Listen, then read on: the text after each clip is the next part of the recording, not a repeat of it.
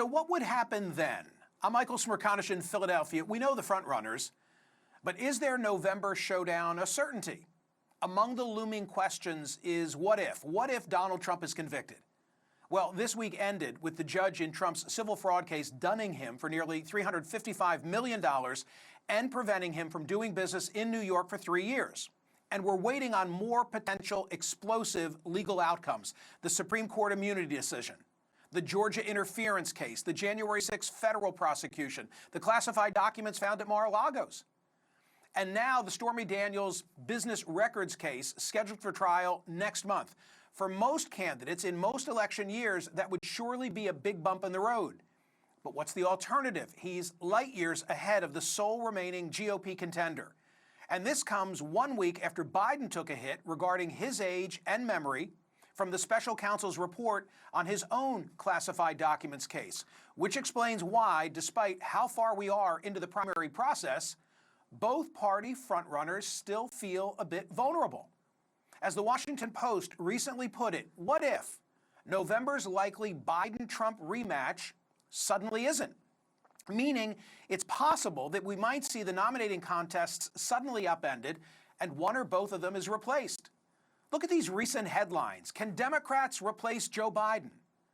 After Hur's Biden-age comments, could any Democrats really take his place? Could Democrats replace Biden as their nominee? Democrats might need a plan B. Donald Trump has a big problem ahead. A whole swath of GOP voters appears firmly committed to not voting for Trump in November.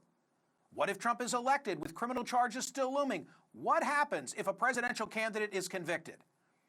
On a recent episode of his podcast, Ezra Klein of the New York Times lobbied for Biden to drop out and for leading Democrats like President Obama to convince him to do so.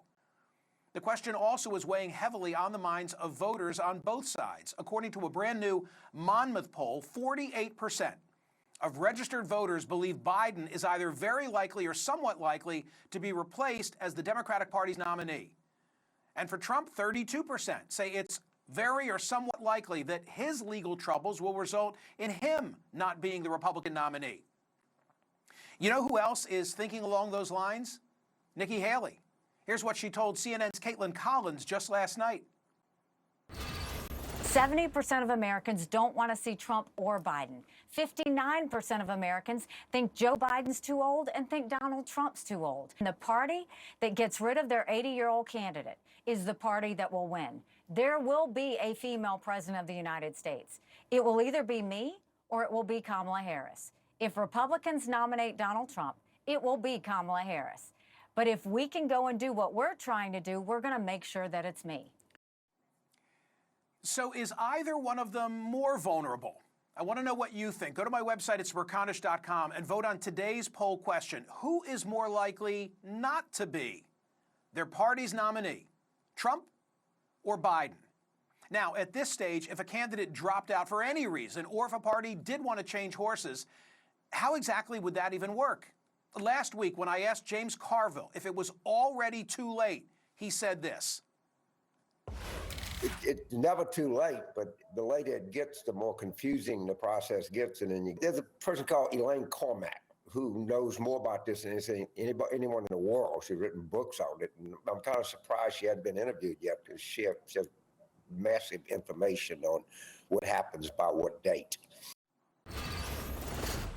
So when Carville speaks, I listen. Elaine Kamarck joins me now. She's founding director for the Center for Effective Public Management and senior fellow for governance studies at the Brookings Institution, author of, among other things, Primary Politics, Everything You Need to Know About How America Nominates Its Presidential Candidates. Elaine, thank you for being here. Let's break it up into 4 time segments, now until the conventions, post-convention until election, election till electoral college, and electoral college until inauguration. What happens if a candidate drops out between now and the convention? Okay, great questions.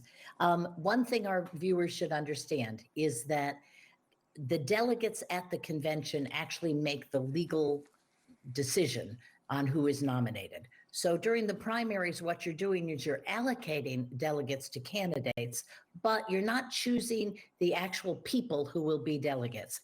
That process usually takes place after the primaries.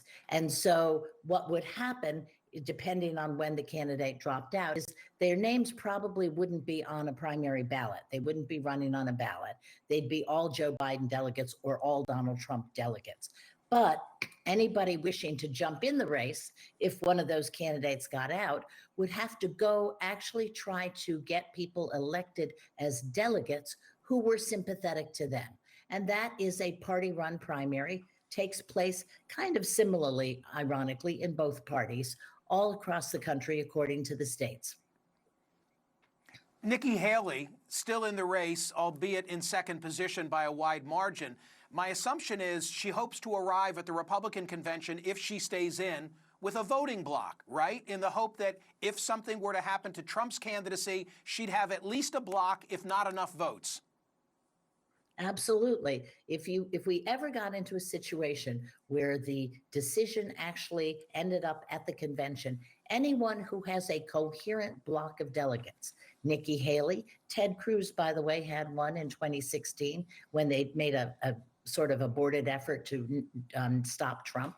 So anybody who arrives at a convention with a block of delegates is going to be in a very powerful position. Okay. Convention occurs, Biden and Trump are nominated, something happens between the convention and election day. Now what? Well, both parties have provisions in their rules for the chairman of the party to call into session the full Republican National Committee or the Democratic National Committee. The Republican National Committee is a little less than 200 people. The Democratic National Committee is around 400. And those committees are authorized to choose a nominee for their party.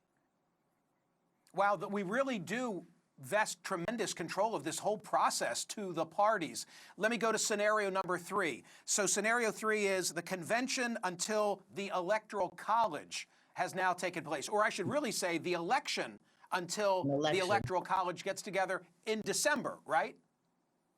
Right. And that's a little murky. Again, just as when you vote for in the primary, you're actually voting for delegates. When you vote in the presidential election, you are actually voting for electors. Some states actually put the names of those people on the ballot. They meet in the second week of December in their state capitals, and they sign a certificate of ascertainment, it's called, a little old-fashioned, and that certificate goes to the United States Senate. Now, those people generally vote for whoever their party's nominee was. If their party's nominee has dropped out for some reason, is not around for some reason, then we're in a little bit of uncharted territory, because the laws that say you have to vote for the winner of your state obviously don't help you very much. But somebody, in theory, because somebody else could be nominated. Could be elected. Thank you for playing along with me. Thank you for playing along with me. This is exactly what I hoped that you would deliver. There's a lot of discussion about vice presidential candidates, the vice president.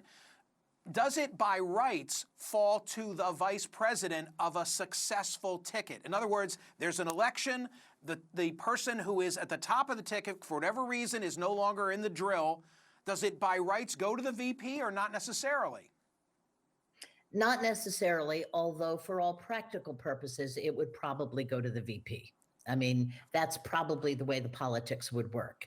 But, the electors would have to vote and sign that certificate and send it to the United States Senate. Okay, and I think you've anticipated then my final scenario, which is the Electoral College has met. They voted in December. We could even be beyond the January 6th. We all remember the significance of that day. Now, if for whatever reason the person who's won the election is in the presidential elect position, but they can't or won't go, it sounds like you're saying it would be the VP in all likelihood. Well, it would be the VP, not even in all likelihood, because at that point, the Constitution, there's an amendment to the Constitution which says very clearly, if someone who was elected and the president-elect cannot be inaugurated, then the vice president is inaugurated. So at that point, the Constitution clicks in. So up until the Electoral College meeting, really this is under the purview of the political parties, because political parties are the ones who have the authority, legal authority, to nominate presidential candidates. Once we get to the Electoral College and the Electoral College has spoken, then the Constitution kicks in and it's very clear that it would be the vice president. Okay, quick observation from me, reaction from you. You seem pretty calm about all this. Like, hey, it's all right. We've got rules. We've got process. If, for whatever reason, there should be a change in the 11th hour, we can handle it. Yeah, well, that's right. I just want to remind the voters that from 1831 to 1968, both political parties nominated candidates in conventions. And while it may take a little while for the muscle memory to come back, the political people who are elected as delegates would probably know how to do this. I think you guys in the press would have the time of your lives covering this very unusual process, but there is a process, there is a history to that process. And I think both political parties could, in fact, nominate a replacement if they needed to. Elaine, that was excellent. Thank you so much. You're welcome. Thank you. Thank you to the Ragin' Cajun, Catherine. He gave us a good tip, right? She was the person. I want to remind you, answer the poll question today at Smerconish.com. Have some fun with this. Who's more likely not to be their party's nominee? Trump or Biden? What are your thoughts? Hit me up on social media. I'll read some responses throughout the course of the program. From the world of X, formerly Twitter, Biden, physically frail, mentally waning, Trump, justice system squatter, chaos cultivator. Either way, the responsibility for the well-being of 350 million should not be in the hands of either Biden or Trump. America deserves far better and shouldn't suffer these two. Well, Ian, I don't know what to tell you. There's a lot of third-party action going on, controversial, people trying to figure out, like, does that pull from this candidate or that candidate? I don't think we know. We learned about Joe Manchin this week, but I don't think we yet know what all the choices might be. And my goodness, there are so many intangibles. On radio, every week, I say there are people whose names we don't even know who are going to play a significant role in the outcome of this election. There are events that we could never imagine. Did you watch the whole Fulton County spectacle? I mean, could we have ever anticipated how that was all going to go?